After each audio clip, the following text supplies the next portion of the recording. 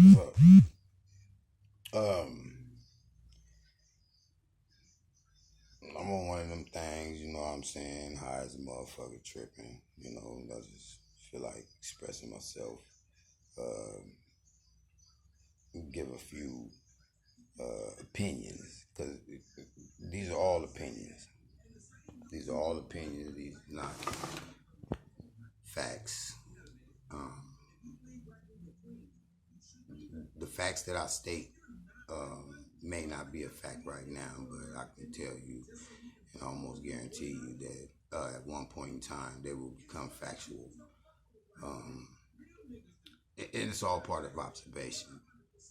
When you observe, um, the more you observe, the more intelligence that you have. And intelligence has nothing to do with smart.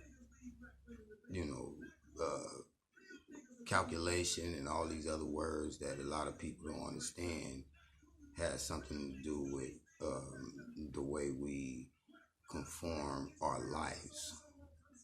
Some of us, you know, we so confused that we don't concentrate on ourselves. I've been sitting up for a couple of months now, just contemplating. I don't have any animosity anymore. I don't have too much hatred.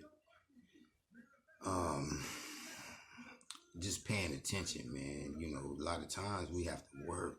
I'm everybody know me. Most of my friends, the majority of the people I know come from the work industry. Um, and that's one of the reasons why I'm making this video, because, like, I was able to get out and see and observe and talk and express and convey my opinions and express my comfort or discomfort about the way I am, the way I have been, and the way I probably will be. And that's just me. Now, a whole different other spectrum is how people look at me, how people looked at me, and how people will look at me. And sometimes we can't control that.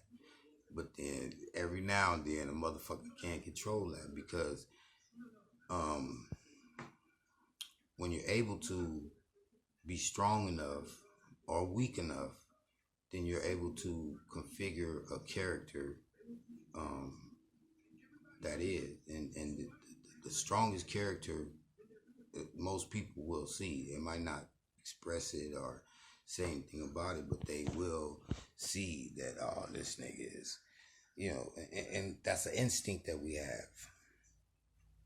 And I have the instinct and other people have it, but sometimes we get confused and distracted. I was telling my nephew last night, it's not about, the problem is people judge people or look at people a certain way because what they got on, the clothes that they wear, the shoes that they wear. This is what's fucked up about our culture. See, because we don't have garments. You know what I'm saying? We the first ones to say we kings and queens, or we come from kings and queens, or whatever, yada yada yada. But we are also, and this is factual, we're also the main contributors to the people that run the legacy of the people that has oppressed us. Now, I'm not too big on that. It don't matter to me, but this is factual. My opinion on that is that, so what? I've never contributed, and I'm just a small itty bitty teeny weeny factor of that.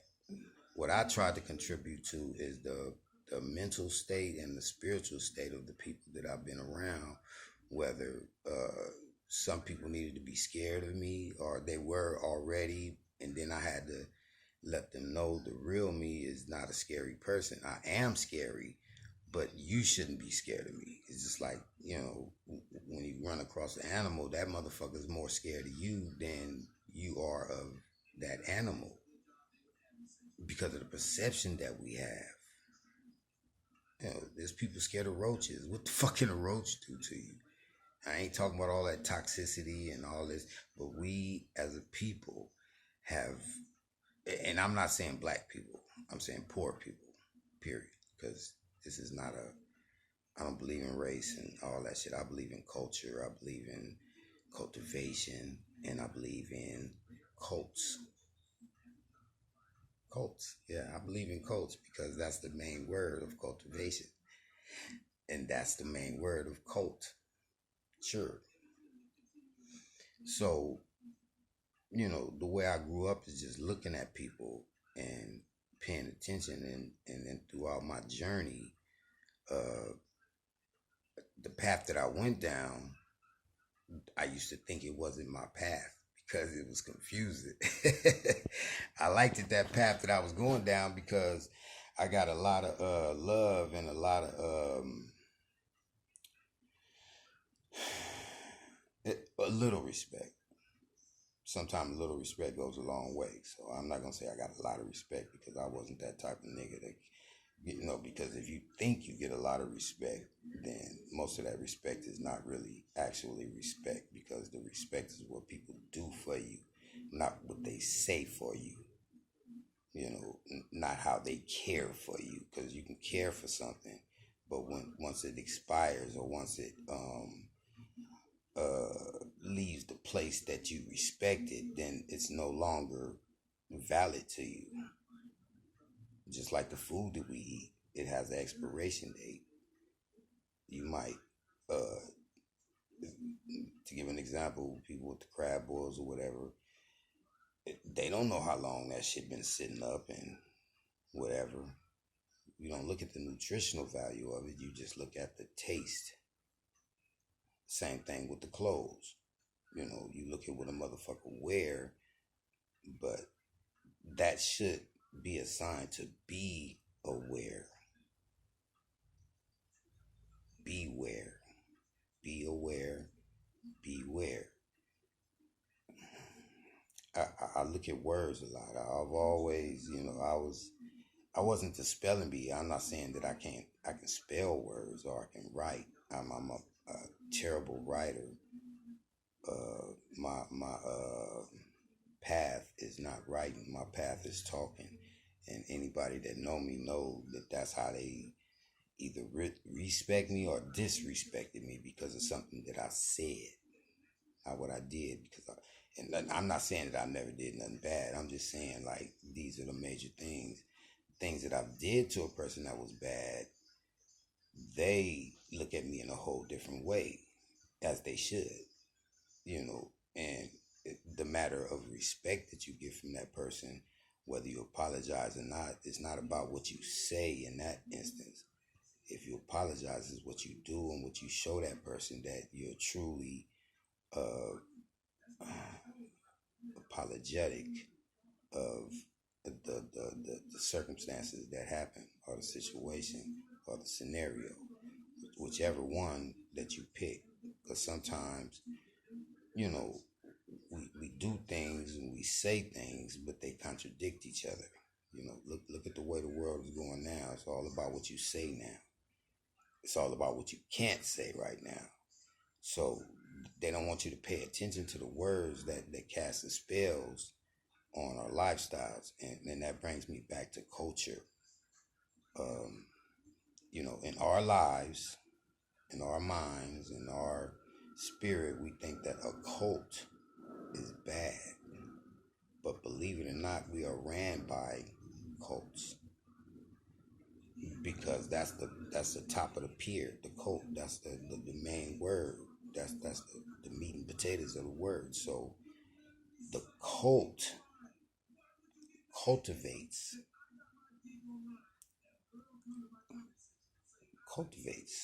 say corn, wheat, soy. It has to be cultivated to make. So sometimes you get a batch that ain't right, so you have to change your cultivation measures or whatever.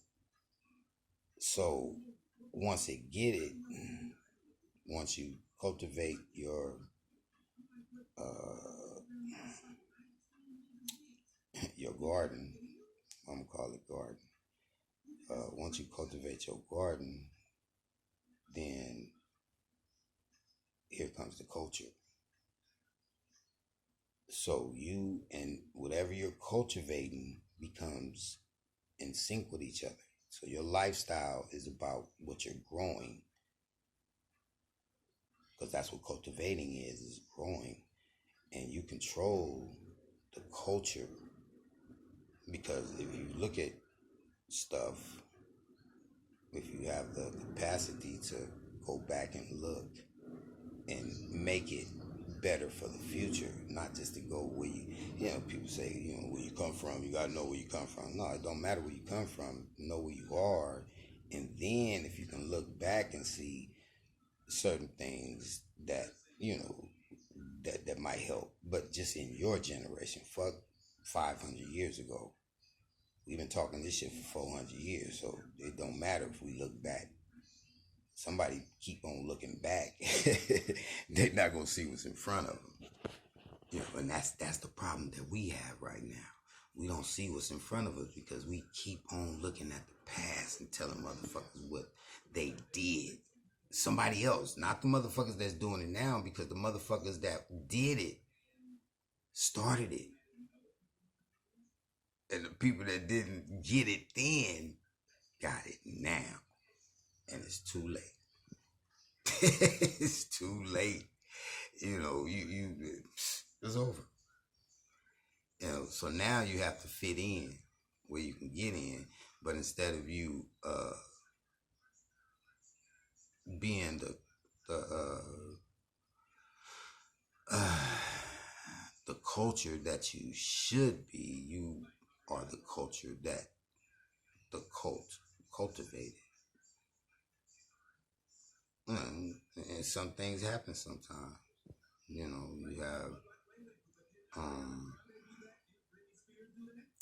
have different ways to look at it. And some people will look at it, as a positive way, because they're part of the cult and they're the cultivators. We like to call them colonialists or whatever, but this the basic word that fits to me would be cultivators, because they cultivated this world.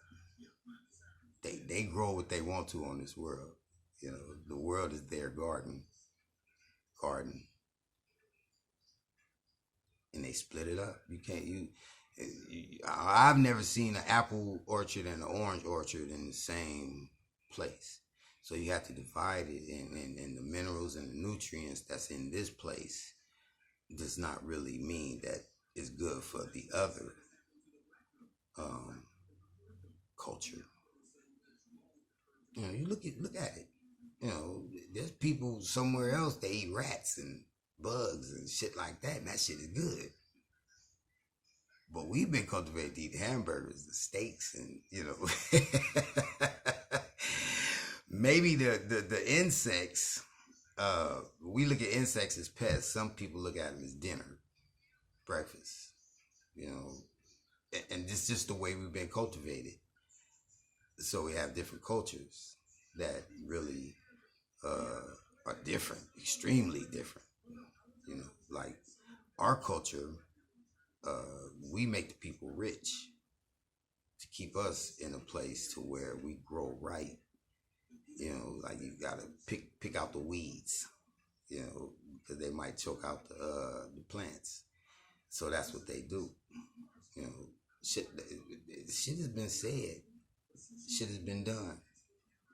And we're gonna go back to the 400 years.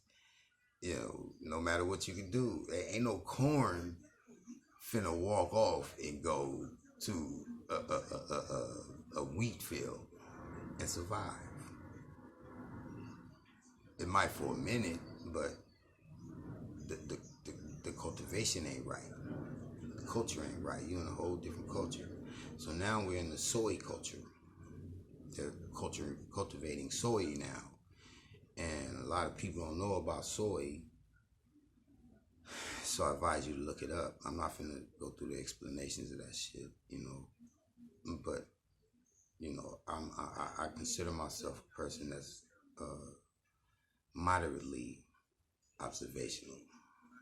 Because I don't see everything. So, I take things in moderation. I don't want to see everything. But if you program yourself to pay attention, then you'll see the things that you need to see, and all the other shit, it'll just be a blur. You know, like right now, what I pay attention to by me being unemployed and happy and all these other things, uh, and confused because once you step back and start seeing things, you just don't understand why it goes on like this. So I formulated a thought pattern of the truth. Like, what if I just thought about the truth?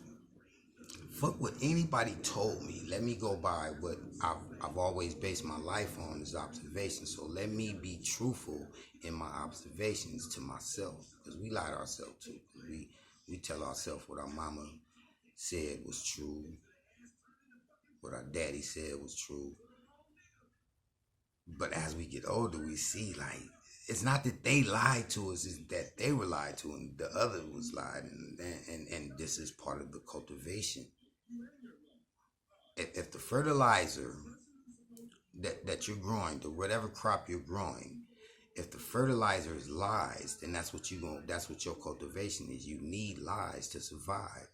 Look at the world right now. Seeing this is a truthful observation. Our world advertisement is blatant lies. Blatant lies, and we accept it. And they distract us by making it cool, like Super Bowl commercials. You know what I'm saying? Bullshit, lies, but that's what our cultivation is. That's what we grow off of. That's what we grew off of. Our parents started us off lying. Inadvertently sometimes, subconsciously a lot of times, because most of the things that we do is subconscious. We're born. That's part of our cultivation too. Stuff to keep us unconscious. And to believe that just because we know what they told us that we know something. We believe we know something because they told us, or you think you see, when they control what you see. They control what you hear, they control what you eat, they control what you drink. And when I say they, this is not it's not a racial thing, because factually speaking, from my knowledge, only 1% controls 99%. Factually speaking, that's almost impossible. So how can 1% control 99%? Knowledge. It's what they know. So if they know, what the fuck you think they gonna tell you for? They gonna tell you what you don't know. Or what you think you know. Like, we know it's 1%, but we don't know how the fuck they made it there. If we knew how they made it there, it'd probably be a 50-50 thing, or just equal, which is another word that they gave us that makes us, search for something that we'll never find. Freedom, equality, all that. This is bullshit. But it's cool bullshit, because this is what makes our lives exciting. Bullshit, football games, chicken wings, all of it is the same. It's a distraction. And then you got people that turn vegan that think that they're like, just a little bit smidgen more, and I'm not taking nothing away from that. I'm saying we should experience everything sometime. But the main thing we should experience is the truth. That's what that is. People ain't finna fuck with that, because that will, I'm telling you now, understanding the truth and seeking the truth and shit like that will fuck your life off. I told one of my nieces one time that our whole world, our whole reality is based on deception. Motherfucking GMs and chefs and all these managers, all of them say the same thing. Perception is reality. I hate that shit. a person, see, this is the perception. See, they say this, right? They say this and they believe this to me, or maybe that's what they supposed to say or whatever. But if you tell me that perception is reality, then my perception of you is you're not what you think you are. You perceive yourself as a boss, but you know you're not a boss. So what reality or whose reality is that? That's not my reality. Your reality ain't mine, and I don't perceive you as a boss. I perceive you as a motherfucker that kiss enough ass to be able to do nothing but talk, no action. I was the action person. I've always been an action person all my life. I always took care of business. I used to have 5, 6 years old. I used to sell peanuts, bro. Motherfucker came, put me up on game about hustling. I didn't take it in really, but the people that I was around, most of them was hustlers. Whether, my uncle, Pawpaw, he worked at Northrop. He was a hustler. He did his thing. You know what I'm saying? And I learned from him. I got a little bit from him. I'm gonna call him my other father. I got 3 fathers. My other father, Clarence C. Dub. I call him C Dog. But yeah, this nigga was the true hustler, inspirer, woom. And he never made it over that thing where he was supposed to be, but I think he never wanted to anyway. Just like me, I never wanted to be over that hill. That's what I got from him, right? Truly speaking, and it took me like that. That's the one person in my life I can truly say, and I give everybody that same level of love and respect. It's only 4, but Clarence was the worst death to me,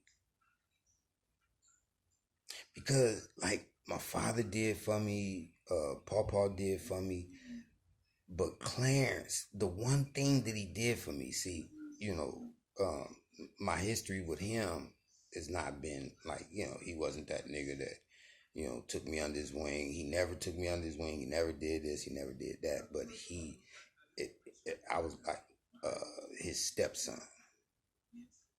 Me when I grew up in Compton. Most of my years I grew up in Compton, but I used to travel. My mother used to drop us off in LA, South Central, on 87th Street. You know what I'm saying? So I come from Elm Street originally. I went to Mayo, I went to Whaley, I went to Linwood High. I went to Linwood High with Suge Knight. You know what I'm saying? I was in band. He was on the football team. So, I know his history too. But I don't talk about that. That's not, I don't know his history, but I know like his brothers, his cousins, Ronald and Donald Knight, those was the gangsters. One was a Crip and one was Blood. See, I know that shit. Like I say, I did a lot of observing, and I listen and I see things. But back to the story, Clarence was that nigga, man. The ideas, if he had the backing, the ideas that he had, a lot of people would have profited from it. A lot of people, not just, when I say profit, I don't mean money. I don't really never ever look at profit and happiness and success as money. See, because I'm very successful to me, and that's all that matters to me. I don't, the people that's been around me, they know my humility. They know my ignorance.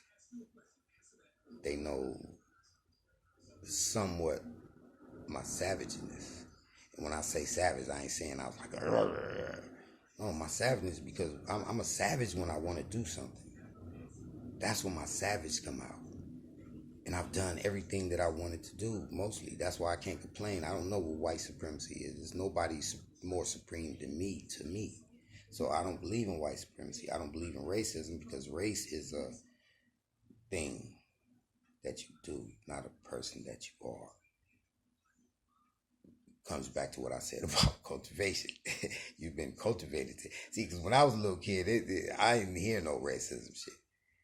What made racism a word and a project, because it became a project racism. To me, that's how I look at it. But when it came to that, when I was a little kid, they didn't say racist, they said prejudice. And prejudice to prejudge is still going on now, but they switched the word. And black people start getting paid from racism. They never got paid from prejudice. They got paid for racism. And this is where we're at now. Black Lives Matter, all of these other things that do not contribute. They just get paid. I don't want them to contribute. I don't need them to contribute. I'm saying just as an overall, this is my personal thing. These are my opinions. I don't have faith in none of these people or nobody. I have faith in myself. I made me what I am. I can't take no, I was talking to my nephew and I told him, and I've talked to all my nieces and nephews, and I let them know I don't blame nobody. The people they look up to, they don't know why they look up to them, and they don't understand it.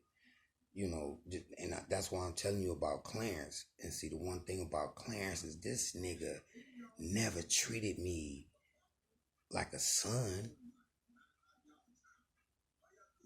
He never treated me like a son, but factually speaking, he used to think I was his son. This some old Maury shit, and I ain't the type of person to put my business out there out in the street, but my man is gone, so I'm not defaming him in any kind of way because, like I say, that was the closest nigga to me. That's why it hurted so much. When he told me that day, one day, he said, man, you was supposed to be my first son. Whether he was bullshitting me or not, that really took, because I know the history of my birth and my sister's birth, so I know the history, and I'm not putting, like I said, I don't have no more hatred or nothing. I'm venting. This is part of my journey. You can't go on the journey and not let people know, the truth sometimes. And I'm not bashing nobody. I'm just telling the truth, and this is just part of my journey because from a young age, I was raised by my mother. My father was in the penitentiary, but what made me not go to the penitentiary was me going to the penitentiary at a young age to see my father. And I ain't saying I was obedient son or whatever. I fucked up. I contaminated his family. You know what I'm saying? When I went to go stay with my father, I contaminated his family. But real talk, they helped me out. That's why I'm at this space right now. Because if it wasn't for them taking some of that hatred that I had and being able, because they had a mother and father with jobs, 401ks, and yada, yada, yada. But they absorbed the hatred from me. And I don't think they hate me. I know, they know for a fact that I did shit that a big brother is not supposed to be like, but I grew up on the toxic side. So they took a lot of that toxicity away from me inadvertently. They didn't know. They probably don't know to this day unless they see this video. I always wanted to be a good big brother. You know what I'm saying? But the peer pressure and this and that. But I never left my family. The family that needed me. My brothers and sisters on my father's side, they never needed me. But I did give them a little bit. They don't understand how much they gave me, though. Francis Muhammad.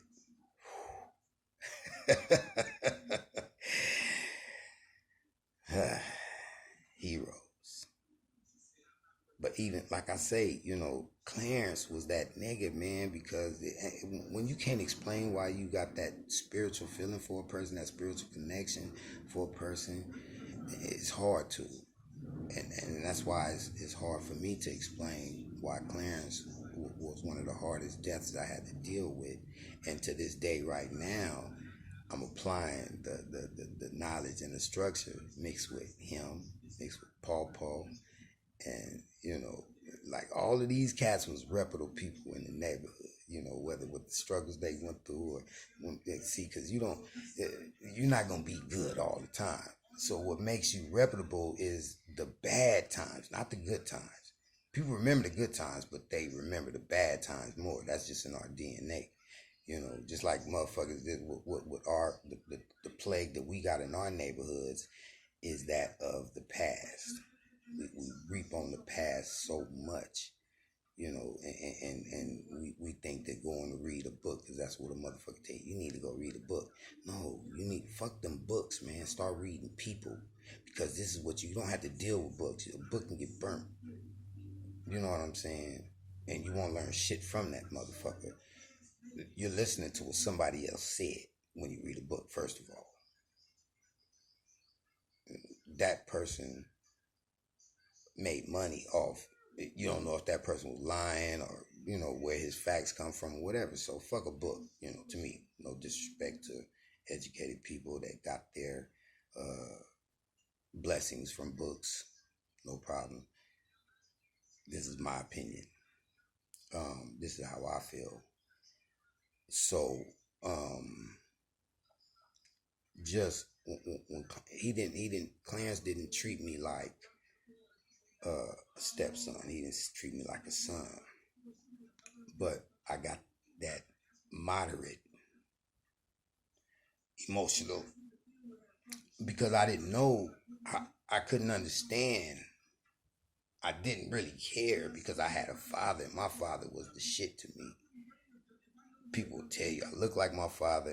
I'm the outcast. Not the outcast is a bad way, or maybe in a bad way, but as far as my family is together on my father's side. But I'm the one that is not in that picture. And for whatever reason, it doesn't matter. I'm in their lives. I'm in their hearts. They remember me Washington High School. They remember me Whaley. You know what I'm saying? Junior high. You know what I'm saying? So, it was never a bad place. I understand. I gave the toxicity. I can't blame. My sister was super bougie. But that balanced me out, because now, I can see things that are more broad, because my other sisters were on the opposite side. They were hood bitches. No disrespect to the hood or to my sisters, but that's what their category was. If you looked at it as far as geographical, my sisters was East Side. My sisters was Compton. My other sisters was West Side. And that should be enough said for a person that was there. I can't explain it any further for a person that's not, but that's what it was. But just to, give a little insight, the West Side was more of the clean side, and still is the clean side. Still, and I had exposure to both.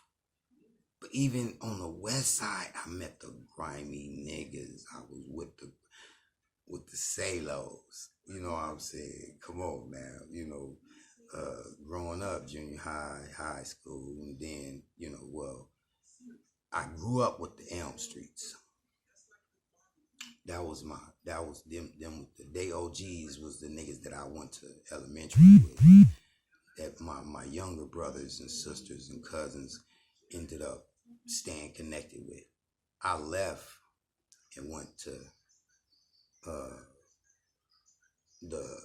with my father, which was on the West Side. So I got that to where we ate at the table together. My father taught me Ramadan, and that, and I struggled. I rebelled, of course. All of the negative energy, it didn't take then, but as the time came, and his passage really verified my place. And I always seek that place, but then I didn't know, and same thing with my mother. See, my mother, she was on a different spectrum. probably the reason why my mother didn't marry my father. You know, and I'm not saying nothing that a lot of people not saying to themselves. I really, really, really would love to understand this stuff, but I don't, and that's how the journey began. And now I compile all that. I can compile all that information and say like, oh, okay, you know, this is why I did this, or this is why I did that, and you know, to myself, because I've been sitting up by myself and just observing stuff, you know, that's in my realm, because I don't care what goes out on the streets, because that shit is it's contaminating, just like the COVID. You know, I ain't never suffered from that shit or whatever. You know, I don't. You know, I tried to my father. Thanks to my father.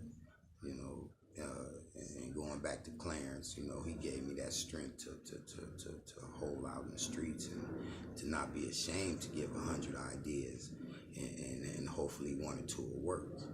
That's where I got that from. Paw gave me that stability. I didn't use Paw shit too much. I just used his manhood in the way, you know, he stuck to his shit. You know, he had kids, and you know, when his wife died, he did his thing, and you know, he stayed strong. And that house that he helped build is still standing, and it's a reputable place. If you go on 87th Street and you ain't stepped on that rock, that my father, and there's a lot of things people don't know, my father was the one that put that rock in that yard, and that rock come from Magic Mountain. How crazy is that? And this is a fact. My father, that's when my father and my mother was together as teenagers. When they blew up the place to make Magic Mountain, my father brought a rock, and every nigga that been on 87th Street didn't touch that rock. OG, little YG, it's thousands of niggas that touched that rock from other hoods and everything. But that's how, you know, even you know, my father's house has been a reputable house in the neighborhood. You know what I'm saying? My Medea. Yeah, Medea. My Medea didn't have a dick. You know, these y'all kids now, you know, my generation was the last one to have a Medea. You know, y'all Medea's got a dick. My Medea had balls though, I ain't gonna lie. She had balls though, but she didn't have no dick. You know, real talk. You know, but this is where I come from, and I've always, you know, people ain't gonna you ain't gonna hear nobody on this motherfucker say, yeah, man, you was a real reputable, and you used to put in work and all that. No, I used to get disciplined for not putting in work, but I maintained. I took that ass whooping. I'm still pretty. I ain't got no bruises, scars, and nothing like that, but my niggas weathered the storm with me, and I weathered the storm with them. Can't nobody say nothing negative about me. I mean, you can, but you know, like I say, you know, I'm still here, and I don't care about a couple of negatives. There's people, definitely. I'm not saying my life is perfect, and I'm a saint. I'm just saying that I try to live my lifestyle for me, you know. And if I was happy, I guarantee you, niggas that around me was happy, bitches that was around me was happy. I ain't never in my life thought about marriage and a house and all that. I got caught up in some shit after I got shot, and you know, had a son, you know, but I was there. I was a single parent. You know, I always stepped my game up when I needed to. I didn't step it up for other motherfuckers. I stepped it up for me. You know, and if other people were affected by it, then that's cool. You know, whether it's negative or positive, you know, I can't control that. I can just control myself. You know, but you know, I learned from some real people. You know, and every motherfucker that's gonna see this or whatever, you know, I don't care about bad comments. If you got something to say about me, you know, go ahead, let a motherfucker know. You know, I done been out here like 15, 16 years, man, and you know, I've went to Cali, you know, numerous of times. You know, chill. Always go get my nigga Ben. You know what I'm saying? I always, you know, go pay homage to my homies and the OGs. I don't know too many of the youngest. The ones I got on Facebook, they like my homies' kids, but I don't know them. They don't know me, but that's cool. But when I go there, I'm accepted in a respectful way, because that's all I have been to people, is respectful. So I get that back, and I'm quick to leave if I see disrespect. I ain't fighting disrespect, because that's part of life. But I just want to just leave a little something. What I'm saying? Like, a lot of people been concerned about me, because I'm not working, because I haven't worked in a couple of months, and the people that know me say, like, wait a minute, that ain't right. That ain't right. Ever since I've been knowing this nigga, he been doing something, but people don't know how to address me though, and that's that's probably a curse too, because I've tried to be the leader in whatever I did, and I accepted the position of following wherever I needed to follow. So a lot of times, people take that as an authority, in society, we always looking for a leader when we are our own leaders. If you take your space, then you're leading. Lead yourself. Don't worry about leading other people. Because if you keep on your forward path, people gonna see you and they gonna follow you. And a lot of times they tell you don't look back, but yeah, don't look back. Keep going forward. Because if you don't look back, you ain't gonna know. Because a lot of times you look back, you see a lot of followers that fuck up your path right there, because you lose your concentration. Don't look back. Keep going forward. I've never looked back. So I don't know who followed me. I don't care who followed. If you are, I hope my ass ain't too fat for you. But that's how my life is. You ain't never seen me hanging out with a gang of niggas. All the hood. You don't see me in no hood pictures. It's not because I wasn't a hood nigga, or it's not because the niggas didn't put me. It's because I wasn't in those positions, or I wasn't in those places, because I was usually doing my thing, and people didn't look at it then, or people didn't care then. But this is what I'm saying now. If you look at it, but if you mention me, people gonna know me, and they gonna know me for one thing or two things. They not gonna know me for no fake ass nigga, or no. Well, they don't know me as a fake ass nigga, but I always had to be a fake ass nigga. All of us are fake, so I'm not gonna disclaim that. I'm one of the best fake niggas you'll ever find, but my reality is my reality. So my reality is not your reality. Then sometimes I have to fake it to make it. So I don't disclaim that. I am fake. I'm the best liar you ever meet. I'm good at what I do, whatever I do. And at one time I had to be a liar. I don't have to lie right now. I don't have to right now, but sometimes I had to lie. I had to tell a motherfucker I ain't scared. Yeah, I ain't scared. I was scared than a motherfucker. And it's fucked up when you see, because the thing is, like, when you, like, I got homies. I got homies that did their thing, and I did my thing. But when we did our thing, it was our thing. But they knew in their heart, like, hey, cuz, we gotta go take care of some business. I'll be back. They didn't ask me because they already knew. So why put me on the spot? Why put me on the spot? But do it. But if we was together, this is how they knew. This is how they knew if we was together and it went down, it's going down. A lot of times, if we was together, I'd be the motherfucker that start the shit, just bullshit, because I was that big fat motherfucker, the big motherfucker that, I understood things, I was scared, but so what? Let me take the fear off me and put it on this motherfucker, you know what I'm saying? I understand that shit, because I went through it. Now I can admit it. Now I can freely say it. And it's motherfuckers that knew. Like I say, they knew. So were they fake? When they defended me? Because, because Niggas expressed themselves about me. I didn't care. You know, why this nigga ain't, this nigga ain't, okay, yeah. And these were not niggas that was against me. Don't get me wrong.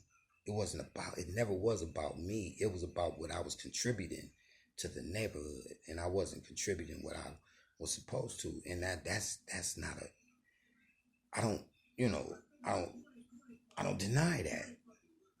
But I had a problem with me going somewhere doing something that I didn't want to do. And I took those ass whoopings for that. For that. I'll take that ass whooping. But let's not do this again. And then they did it again. But I've never been banned from my hood. I've never been thrown out. I've never been from that because, truthfully speaking, I'm one of the oldest niggas in the hood. There's only a few that's older than me. And I can count them on one hand to this day. And them motherfuckers know me as a little fat, kid. So yeah, I grew up. I grew out. Now I'm confident in myself to where I can talk about this. I'm not dropping no names. I'm not going through that. The people that know me, and they're I don't delete comments, if they're the truth, then I'll delete it. I mean, if they're not the truth, my bad. If they're not the truth, then it depends. Because the truth is what you believe. Because people believe in God. They don't know if that's true or not. They don't know if God is true or not. But you can't tell people. And people will convince you that God is God and God is good, and even though we're living in these times, so that's just what they believe. And then I get criticized because I don't believe it. And like I said before, I only believe in myself. So if there is a God, then that's probably what he put me on earth for, is to believe in myself. So I think I'm doing his job. If there is a God. Now, I don't think there is, but if there is, I'm doing the job. It's only a few people that can contradict what knowledge is. And all of them people are dead right now because they know right now what the truth is. And the truth is death. We all die. Everybody's born. Everything that's born will die. It's part of a cycle. Us, we're the only things on this planet, the only thing on this planet that has the capacity to medically or whateverly prolong our life, going against nature. And to me, this is why the whole shit is now they controlling everything. They're killing that. They created the animals, chickens, pigs, and cows, and other shit. But the main thing that we eat, they were created for slaves. Wheat, soy, corn, all have no nutritional value. Don't tell me meat has a nutritional value, because you can go without meat. There's whole cultures in the world that go without meat. So don't tell me. Cows are indigenous. Cows. I ain't talking about the ones in India that they cherish. Those are historic cows. The cows that we talking about, the cows that we tip over, those are genetically modified to us for food. Tastes so good. Chicken. Everything tastes like chicken. Come on. Pig. Bacon. Come on now. Think about it. It's cultures. Don't know what the fuck a hamburger is. Don't even know what a ham is. We the only ones like just really trip off that shit. And like I said before, there's motherfuckers that eat rats. And we will, no, snails, bugs, beetles, flies. My cousin made me eat a fly. Well, not made me, but he gave me. I was greedy, so he put a fly. No, oh, this what happened. It was a fly flying. He caught it in his hand. He said, "I said, you didn't catch it." He said, "Yes, I did." "No, I didn't." I said, "Open." He said, "Open your mouth." See, I was one of them stupid, gullible ass kids, that would do that, and open your mouth, nigga. I opened my mouth and that nigga threw that fly, bam, straight down my throat. That nigga name was Dwayne Holyfield, and I'm letting y'all know. If y'all see Dwayne Holyfield, get that nigga a hug and tell him he did a kid wrong one day. Dwayne Holyfield. See, these are people. These are my big brothers. Dwayne Holyfield and Eric Holyfield. These are my big brothers. And they tormented me. They made me strong. I used to be mad as a motherfucker. These motherfuckers used to call me a fat punk. They used to call me a fat punk. You know what I'm saying? But yeah, I love these niggas with all my heart. They built me. And just like I say, Clarence was part of that engine too, man. Paul, Big Hakeem Muhammad, my father. These guys built a machine, man. But it ain't your typical machine, man. Because the one thing that a lot of people, just like I expressed it, they built a machine. See, the one thing that people don't understand when you build the fuel that you run this machine off of. See, they weren't able to give me the fuel because the fuel should come from me. And my fuel is my emotions. My fuel, people might not agree, and this is not for everybody. This is my motherfucking fuel. My fuel is fear. That's my fuel, and it's always been because we all of us is scared. Don't tell me you ain't scared, nigga. You motherfuckers sitting up here, watch your mama get slapped by the police, shooting. All you doing is videotaping and then waiting to sue and get some money. So don't tell me you ain't nobody scared or whatever. And even if you say you never been put in that position, don't even say it now because you haven't been put in a position to prove that you're scared. So, but I'm telling you truthfully, 100%. Like I say, this is factual. I'll let you know when shit is factual. This is factual. My shit. And even people will tell you that know me, like, yeah, this nigga was scary. So that'll even prove. But I'm still here, 55 years old, no felonies. The longest I ever did in jail was a month and a half.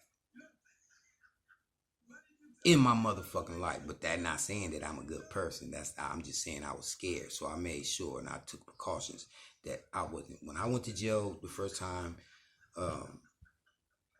at 18, for some weed, minor case. I experienced the shit, this was my first time, so because the police put me give me 3 and we'll let you free, like, huh?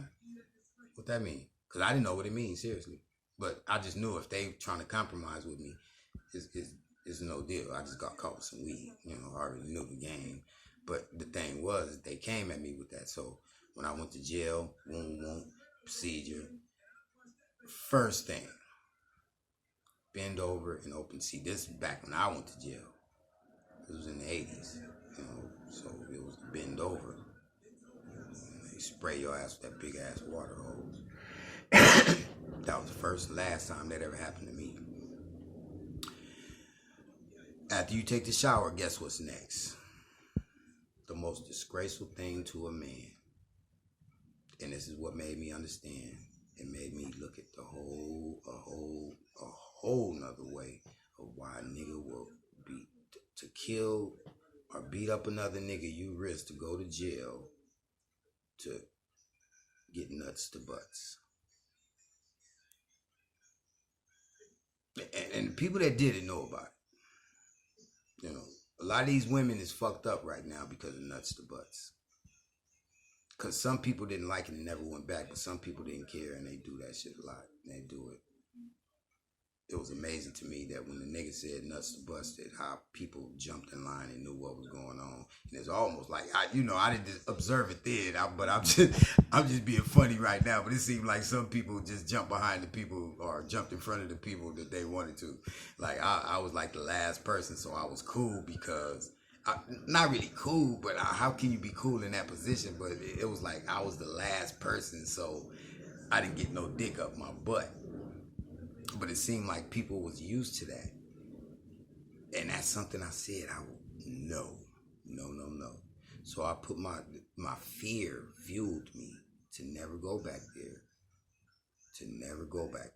I've never put and the thing is, like, motherfuckers might say, like, oh, you probably snitched on some motherfucker. No, I never been put in a position to snitch on a motherfucker, because when a motherfucker was talking, I shook the spot. So there's no way you can say Big. No, there's no way you can say Big. Oh yeah, Big was there. He know what was going on. No. I took myself out the equation. That was the smartest thing I ever did, and it was driven by fear. So that's how my boat floats. But I'm not saying that, but see, and even on the other flip side of that, that's why most people kill niggas right now, because of fear. See, my fuel line was for a certain reason. Truthfully, niggas kill niggas. See, because niggas used to fight. I couldn't fight either. I've always been a talker. I've had fights. A lot of them I won because I was scared, and I made sure I hit first and hit hard. And we get these reputations. We ain't gonna deny it. Like, oh, nigga, this nigga knocked this fool out, boom, boom, and then now you got the pressure.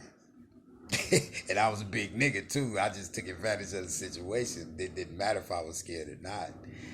But anytime I was in one of the fights that we had to fight, and I didn't have the stamina, I'm saying, to go. So that's why I say I wasn't a fighter.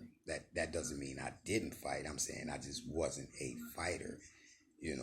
I had homies that was fighters, like real fighters, but going through the course of time, you see how scared they were. Those fighters ended up, because they didn't want to lose a fight. And I'm not speaking on my homeboys right now. I'm just speaking in general. But I mean, this applies to everybody. But I'm not specifically talking about my homeboys. But the thing is that, the majority of the people that started the shooting game were the scary people. See, the 80s brought a lot of money, so niggas was able to buy guns and get up. So the people with the most money, it didn't matter if they were scared or not, because the real people saw, like, oh yeah, let that nigga come up. Let that nigga come up. And then what happened? These are the niggas that got jacked. See, this is how the cycle started. I sat back and watched it. I wasn't part of that because I didn't have that much money. But the thing is that started a cycle to where now, niggas gotta be backed. Niggas gotta be backed by shooters. And that's what we going through right now today. You got the shooters. I was just looking at Young Dolph. One of his shooters shot him. It's funny, but it goes back to the game where I say these guys, the fear fueled